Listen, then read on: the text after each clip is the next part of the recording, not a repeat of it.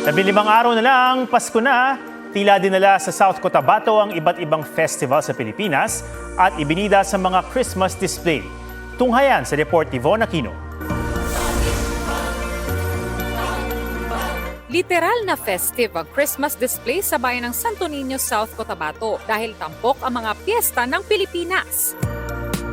Star ng pagdiriwang ang giant lantern ng Pampanga, namumulaklak at matingkad ang village ng panagbangan ng Baguio City.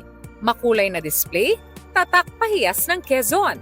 Mapapangiti ka naman sa maskara ng Bacolod City. Higanteng imahe ng Santo Niño ang bida sa sinulog ng Cebu at giant tuna ang sentro ng Tuna Festival ng General Santos.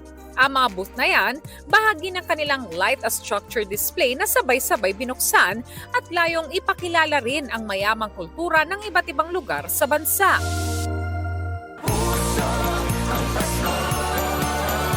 Pinoy na Pinoy rin ang Pasko sa University of the Philippines, Los Baños.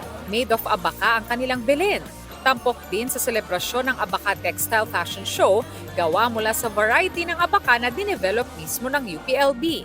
Alam natin na ito'y Kapaskuhan, ito'y nagsisilbing selebrasyon ng mga tagumpay ng buong taon, ng mga hamon na napagtagumpayan natin. At ngayong gabi, ang Kapaskuhan ay pinagdiriwang natin. Ngayong gabi ay isang tagumpay ng industriyang Pilipino, ang abaka industry, at kailangan natin pong mag-celebrate.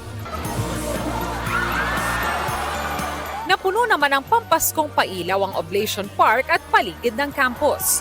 Agaw pansin din ang kanilang giant Christmas tree. Von Aquino nagbabalita para sa GMA Integrated News.